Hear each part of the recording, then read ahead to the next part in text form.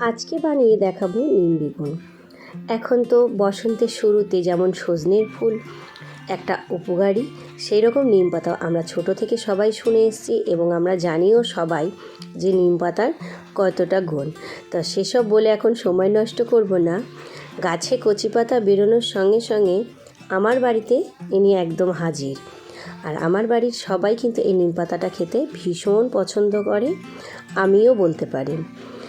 তো বাস, নিম পাতাগুলো প্রথমেই ডাল থেকে এরকম ছাড়িয়ে নিয়েছি। এবার এগুলোকে ভালো করে ধুয়ে নিয়েছি।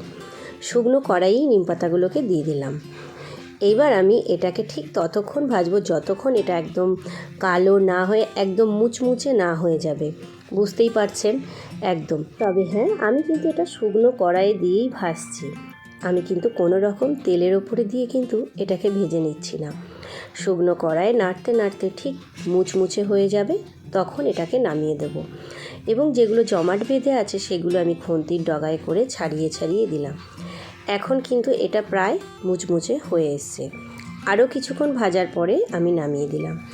ওই কড়াই বেশ কিছুটা তেল দিয়ে আমি দিয়ে দেবো এখানে বেগুন।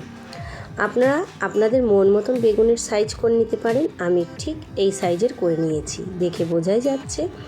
এর উপরে আমি স্বাদ অনুসারে লবণ আর খুব সামান্য পরিমাণে হলুদ দিয়ে দিলাম।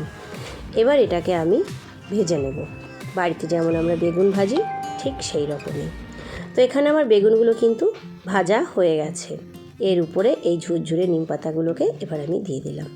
বেগুনের সঙ্গে নাড়াচাড়া করে ভালো করে মিশিয়ে নেব। বাস হয়ে গেল, একদম রেডি গরম গরম ভাতের সঙ্গে। আর এই নিম বেগুন খেতে কারা কারা পছন্দ করেন অবশ্যই কমেন্টে জানাতে কিন্তু ভুলবেন না।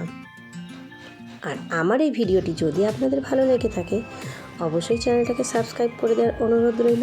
ফেসবুক থেকে দেখলে পেজটিকে ফলো করে দেওয়ার অনুরোধ রইল। Bye bye.